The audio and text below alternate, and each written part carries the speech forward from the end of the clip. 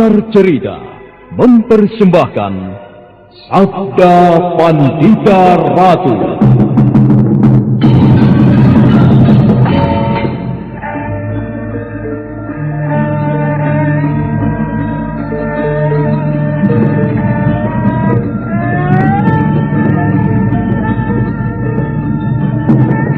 Kureguk anggur Mahadewa, kucicipi madu sabdanya.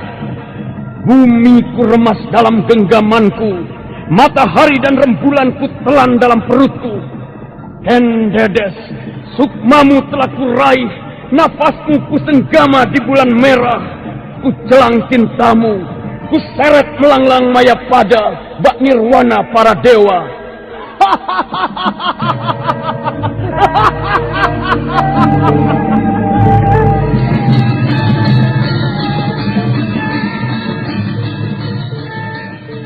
Apakah mungkin aku akan menjadi bunga yang bisa kau petik dan kau sunting? Sementara jika layu, akan kau campakkan begitu saja, seperti cermin retak yang tak berharga. Sabda Pandita Ratu, sebuah kisah penuh dilema, tragedi cinta anak manusia, perebutan tahta, mabuk harta dan duniawi, serta silaunya kehormatan, di mana keangkara murkaan merajalela karena dendam yang membara. Kisah ini berlatar belakang berdirinya Singasari. Ken Arok, dialah pemuda yang merekuk pahit getirnya kehidupan. Namun sebenarnya, dialah yang harus melaksanakan sabda-sabdanya. Perjalanan sengsaranya adalah awal untuk meraih keberhasilan, untuk menuju kejayaannya di saat Singasari berdiri.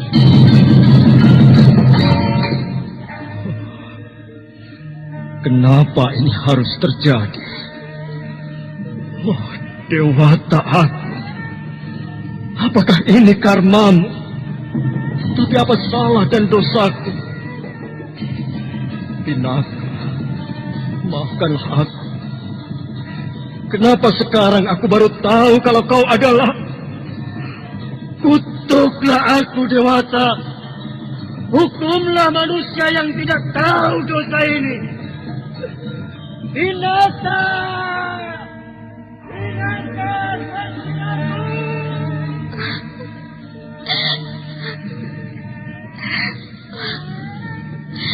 Beginikah perjalanan hidupku? Apakah aku harus menerima garis nasib yang penuh noda dan dosa? Dewata aku, kenapa kau berikan cobaan ini tidak ada habis-habisnya? Tunjukkan di mana letak keadilanmu.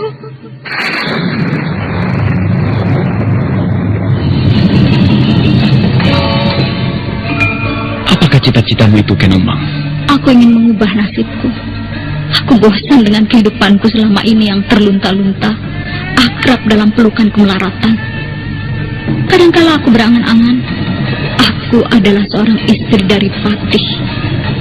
Bahkan lebih gila lagi, aku berangan-angan, andai kata aku adalah seorang permaisuri, maka akan terhapus semua masa silamku, terhapus lenyap, tidak bersisa semua kenangan buruk yang kumiliki. Itulah cita-citaku, Kakang Ken Arok. Bagaimana dengan kau, Kakang? Aku ingin menjadi seorang raja.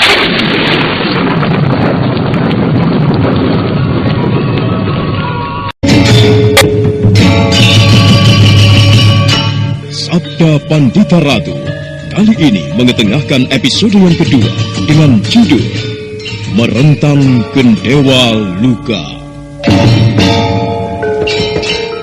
Dalam seri ke-39 ini dengan para pemain Sunar sebagai Poja Pradata, Ferry Fadli sebagai Kamaswara, Herman sebagai Empuk Gandring, Peggy sebagai Peronda, dan pembawa cerita Asdi Suhastra.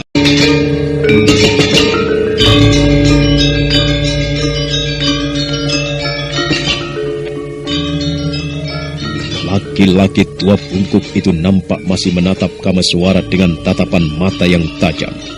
Kamaswara sendiri melihat sikap laki-laki tua itu hanya berdiri dengan tenang. Setelah beberapa saat lamanya keduanya saling tatap, kembali Kamaswara mencoba menanyakan siapa sebenarnya laki-laki itu.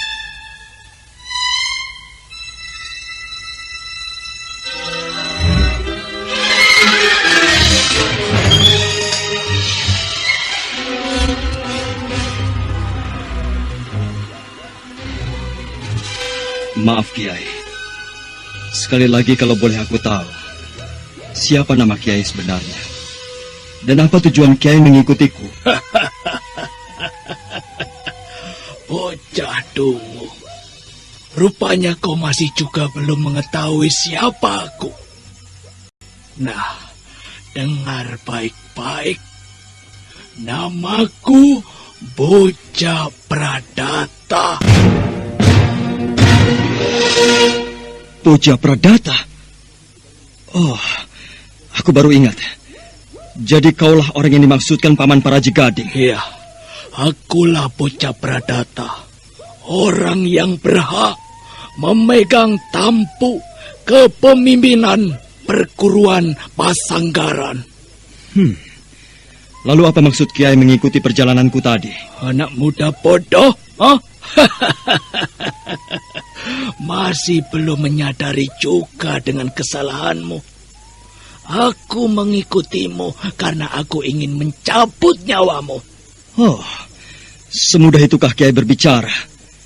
Kesalahan apakah sebenarnya yang telah aku lakukan sehingga Kiai berniat ingin mencabut nyawaku? Masih saja kau berpura-pura tidak tahu. Tapi baiklah. Tentunya kau masih ingat dengan nama Hesti Rajasa. Nah, apa yang telah kau lakukan terhadap anakku itu? Ayo jawab. Jadi itu persoalannya. Maaf Kiai, apakah Hesti Rajasa bilang bahwa akulah yang telah melukainya? Aku rasa tidak, bukan? Aku tidak peduli. Yang jelas kau adalah sebagian dari kelompok orang yang telah mencelakai anakku. Dan kau harus bertanggung jawab atas semuanya itu. Baiklah, kalau memang itu kenyataan yang harus aku hadapi. Nah, silakan. Apa yang ingin Kiai lakukan terhadapku? Bagus.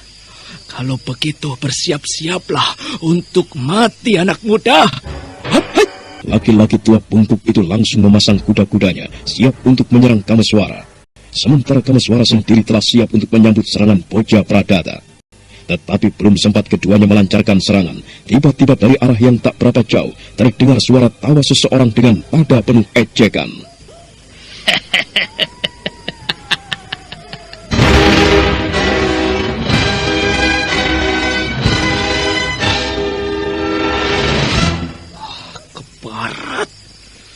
Selalu saja kau turut campur dengan urusanku, emput tua.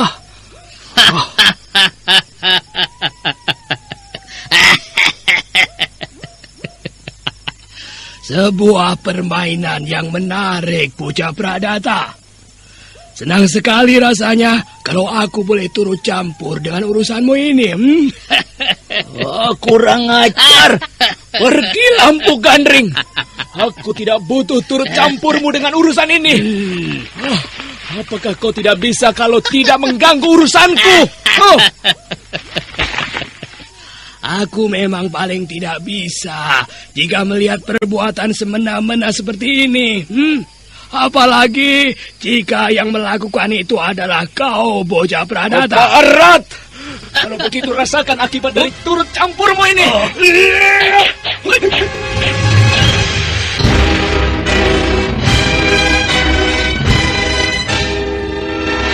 Bagaikan seekor tupai yang gesit, Empu Gandring melenting menghindari lemparan pisau-pisau terbang itu. Tapi sungguh di luar dugaan, ternyata sebuah pisau yang dilemparkan Bocah Pradata melesat ke arah Kameswara yang nampak masih terpaku melihat kejadian itu. Gila, sungguh luar biasa sekali lemparan pisaunya. Hampir saja jantungku yang jadi sasarannya. Empu, kemana orang yang bernama Bocah Pradata itu? Ia sudah melarikan diri, anak muda. Tapi saya tidak melihat kemana dia perginya. Saya khawatir dia menggunakan aji panglimunan, Bu. Jadi kau sudah mengetahui ajian itu? Sudahlah, tidak perlu khawatir, anak muda. Kau memang tidak melihat Bocah Pradata melarikan diri. Tapi aku melihatnya. Siapa namamu, anak muda? Nama saya Kameswara, Empu. Lalu, kenapa Bocah Pradata berniat ingin membunuhmu? Apakah kau mempunyai persoalan dengannya? Sebenarnya tidak, Empu. Tetapi ada beberapa alasan. Kenapa Boja Pradata berniat ingin membunuhku? Pertama, karena saya adalah murid Ki Ageng Pesanggaran. Dan yang... Tunggu. Kau bilang bahwa kau adalah murid Ki Ageng Pesanggaran. Artinya kau adalah murid si Kanigara, ha? Jadi Empu mengenal guruku? Jelas aku mengenal gurumu. Kanigara adalah sahabatku ketika masa muda dulu. Lalu apa alasan lain dari niat Boja Pradata itu, ha? Persoalan lain dari niatnya ingin membunuhku. Karena anaknya yang bernama Hesti Rajasa telah terluka parah. Kaukah yang telah melukainya? Ha? Bukan, Empu. Yang melukai Hesti Rajasa adalah seorang pemuda gagah bernama Ken Arok. Dan kejadian itu pun berlangsung di padang karautan. Ken Arok. Kenapa, Empu? Apakah Empu juga mengenal pemuda itu? Iya. Dialah yang selama ini ku cari-cari. Cukup lama juga aku mencari jejaknya. Tapi sampai sekarang aku belum juga menjumpainya. Lalu, apa yang ia lakukan terhadapmu, bocah? Pemuda itu telah menolongku. Dan juga menolong adikku yang disekap oleh para perampok di Serigala Karautan. Semua para perampok itu dibuatnya tidak berdaya. Termasuk anak Boja Pradata dan para Aji Gading yang menggunakan Aji Panglimunan. Padahal keduanya telah menyembunyikan diri di balik Aji Panglimunan itu. Tetapi Ken Arok dapat membuatnya tak berdaya. Lalu sekarang dia berada di mana, Kameswara? Mungkin dia masih berada di Padang Karautan, Empu. Karena dia mengatakan Padang Ilalang Karautan akan dijadikan sebagai tempat tinggalnya. Kalau Empu mengenalnya, siapa sebenarnya Ken Arok itu, Empu? Dari mana asal-usulnya? Aku sendiri tidak tahu, Kameswara. Tetapi yang membuatku kagum terhadapnya adalah pertanda aneh yang dibawanya itu. Aku pernah sekali bertemu dengannya. Tetapi pertemuan sekali itulah yang membuatku penasaran untuk kembali bertemu dengannya. Aku yakin dialah yang akan ikut menentukan hitam putihnya, denyut serta gejolak Pulau Jawa ini. Maaf, Empu. Apakah yang Empu maksudkan bahwa Ken Arok kelak bakal menjadi seorang raja? Sulit untuk kuramalkan, anak muda. Tetapi pertanda aneh itulah yang kuanggap luar biasa. Dan mungkin saja menentukan masa depannya kelak. Lalu apakah Empu akan menemui dia di Padang Karautan? Iya, aku memang berniat ingin menemuinya. Tetapi bagaimana dengan kau sendiri, anak muda? Apa sebenarnya yang kau cari? Sehingga kau meninggalkan perguruanmu dan sampai di pesisir Pandaringan ini, ha? Kelihatannya kau keberatan sekali untuk menjelaskan tujuanmu itu. Tidak, Empu. Saya datang ke pesisir Pandaringan ini ingin bertemu dengan Paman Biku Dewa Hastu.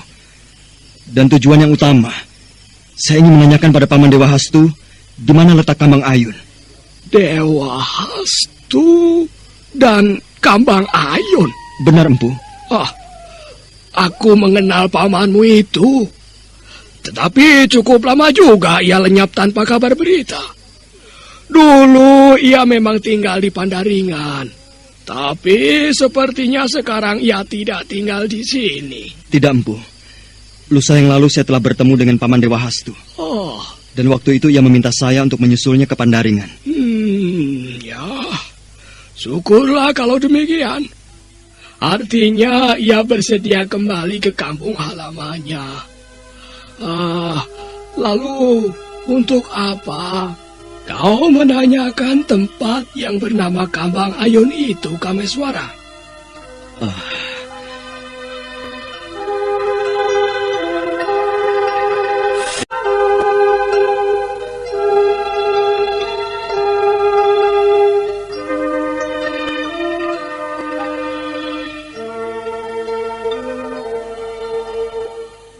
Wajah Kameswara nampak memerah. Ada rasa berat yang mengganjal di hatinya. untuk menjawab pertanyaan Empu Gandring. Bukan karena ia tidak mau masalahnya diketahui oleh orang lain, tetapi semua itu terasa berat sekali untuk dia jelaskan.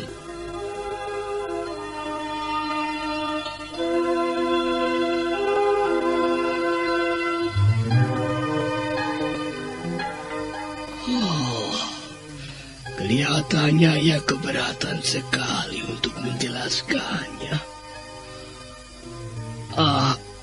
Kameswara. Maafkanlah atas kelancanganku ini. Seharusnya aku memang tidak perlu tahu dengan urusan orang lain. Tidak apa-apa, Empu. Wajar saja kalau tiba-tiba Empu menanyakan hal itu pada saya. Tapi sekali lagi maafkan saya jika saya tidak bisa menjawabnya. Sudahlah, tidak apa-apa. Lupakan saja. Kalau begitu, aku akan segera meninggalkan tempat ini untuk menuju Padang Karautan. Jadi malam ini juga Empu akan pergi ke Padang Karautan untuk menemui Ken Arok? Iya.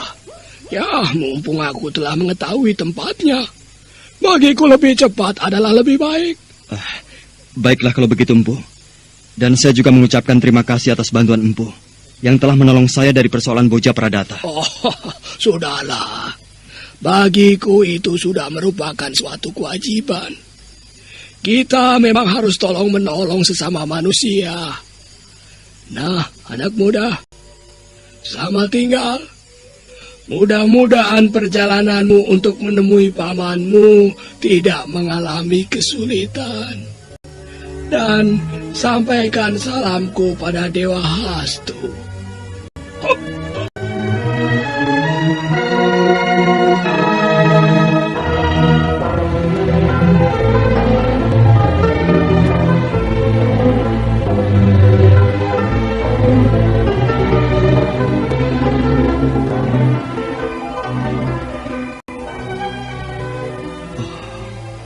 Sungguh tidak kusangka kalau malam ini tiba-tiba aku bertemu dengan Empu Gandring. Seorang empu yang telah mempunyai nama besar di wilayah ujung Pulau Jawa. Tapi sayang sekali, pertemuan ini begitu singkat. Sebaiknya kulanjutkan saja perjalananku. Untung kuda ini tidak lari ketika aku berhadapan dengan Boja Pradata. Mudah-mudahan saja perjalananku ke daerah Pandaringan menemui Paman Dewa Hastu tidak mengalami kesulitan.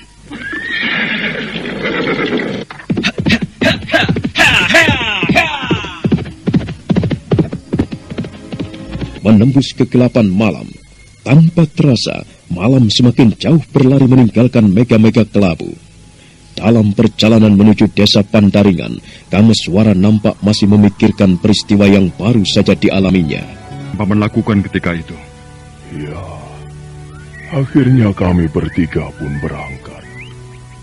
Terus terang waktu itu sebenarnya aku pun sangat penasaran sekali untuk membuktikannya. Tetapi setelah kami bertiga sampai di air terjun Kambang Ayun, ternyata benar. Di tempat itu banyak sekali orang yang datang dari berbagai golongan, hanya karena ingin mendapatkan air suci itu.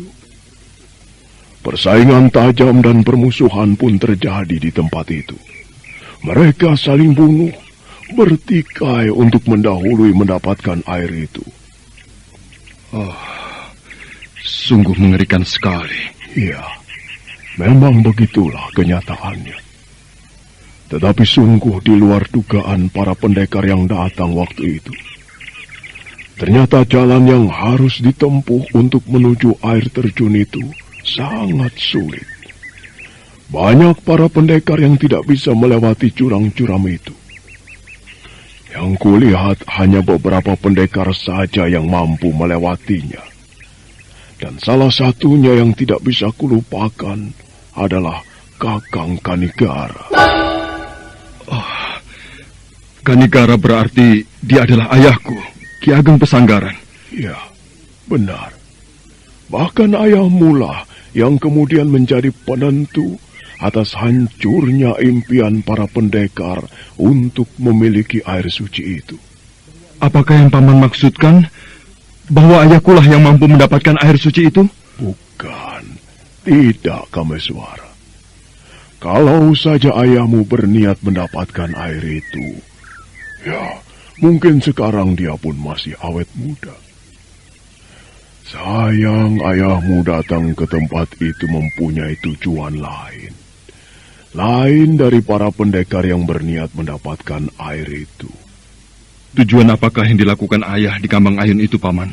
Ya, ayahmu lah satu-satunya orang yang datang ke tempat itu dengan tujuan justru melenyapkan air suci itu. Menurut ayahmu, air suci itu seharusnya tidak ada. Dan ketika ayahmu telah sampai di dekat air terjun itu, tiba-tiba saja ia melemparkan sebuah pisau ke arah kendi yang dipegang oleh orang aneh yang keluar dari balik air terjun. Kendi itu pun pecah. Air suci yang berada dalam kendi berhamburan kemana-mana. Ki Ageng Pesanggaranlah yang melenyapkan impian orang-orang yang datang ke tempat itu. Dan menurut orang aneh itu, untuk mendapatkan air suci itu lagi membutuhkan waktu 40 tahun surya, Kameswara. 40 tahun surya? Iya, 40 tahun surya. Atau 480 kali bulan purnama. Apakah bulan purnama yang akan datang nanti adalah bulan purnama yang ke-480 kali sejak peristiwa itu terjadi, Paman? Iya, benar Swasti Ratu. Tetapi mengapa harus menunggu waktu yang lama untuk mendapatkan air suci itu lagi, Paman? Ya, entahlah. Paman sendiri juga tidak tahu. Paman, masih ada satu lagi yang belum saya mengerti. Apa? Mengapa Boja Pradata menyampaikan pesan pada Paman Paraji Gading bahwa ayah harus datang pada saat bulan purnama untuk memenuhi sebuah hutang? Apakah hutang yang dimaksudkan di sini ada hubungannya dengan air suci itu, Paman? Bukankah mestinya kehadiran ayah seharusnya tidak diinginkan? Karena jika ayah hadir di tempat itu, bukan mustahil ayah pasti melenyapkan kembali impian mereka. Iya, benar Kameswara. Tetapi kehadiran ayahmu pun diharapkan oleh mereka. Karena tanpa Ki Ageng Pesanggaran, mereka tidak akan menemukan di mana air suci itu berada. Aneh. Tanpa ayah, mereka tidak akan menemukan di mana letak air terjun itu. Iya, betul. Betul. Lalu Paman sendiri mengatakan bahwa Paman mengetahui di mana letak air terjun Kambang Ayun itu. Benar. Tetapi itu hanya dugaanku saja. Walaupun sedikitnya aku merasa yakin bahwa memang disitulah letaknya. Tapi sangat sulit untuk mendapatkan air itu, Kameswara. Hanya orang yang mempunyai ilmu rembulan kalanganlah yang mampu menampakkan kembali air terjun yang hilang itu.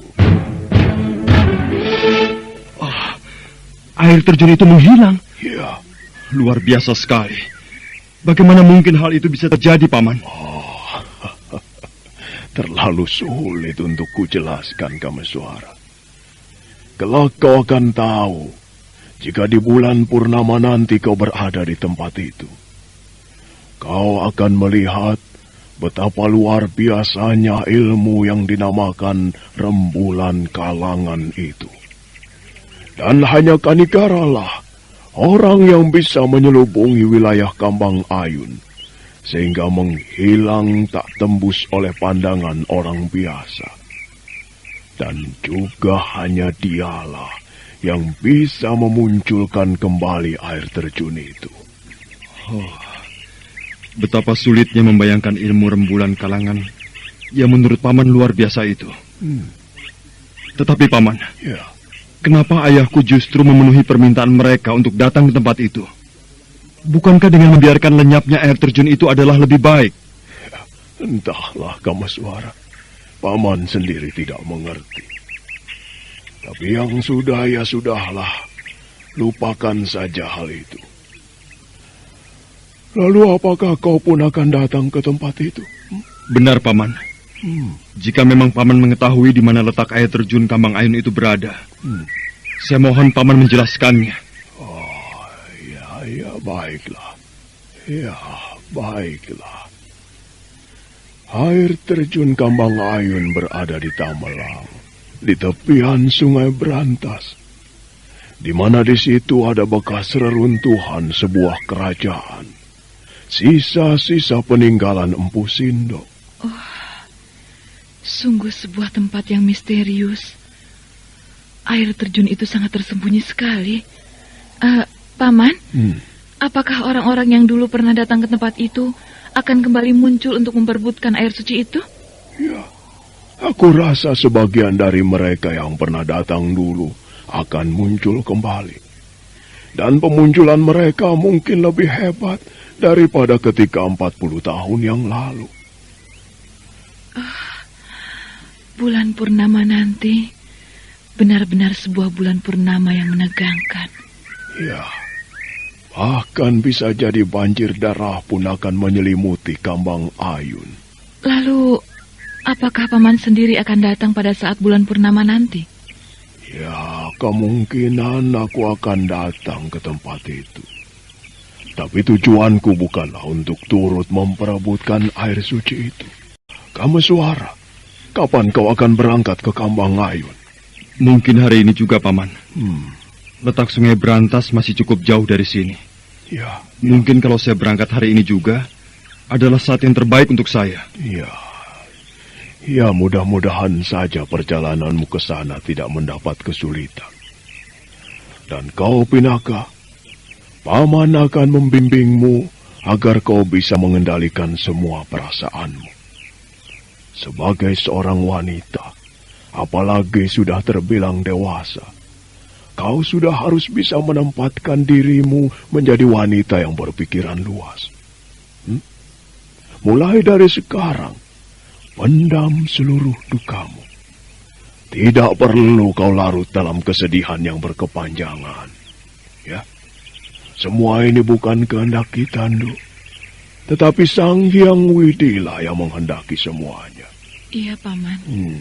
Bagus. Nah, kalau begitu marilah kita tinggalkan tempat ini. Dan kau, Kameswara, jika kau akan berangkat hari ini, berangkatlah. Doa Paman menyertaimu. Tunggu dulu, Kameswara. Ada apa, Pinaka? Apakah ada sesuatu yang ingin kau sampaikan padaku? Tidak. Aku tidak ingin menyampaikan apa-apa.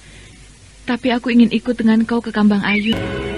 Yang sedang dalam kesedihan itu ingin ikut pergi dengan Kameswara. Pendengar keinginan Pinaka Swasti Ratu, Kameswara seolah-olah tidak bisa menjawab. Dia hanya bisa diam sambil menoleh ke arah Biku Dewa Hastu.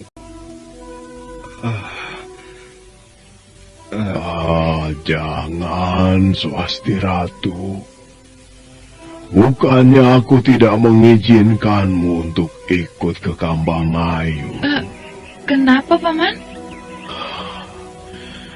Duh, kau belum bisa mengendalikan perasaanmu.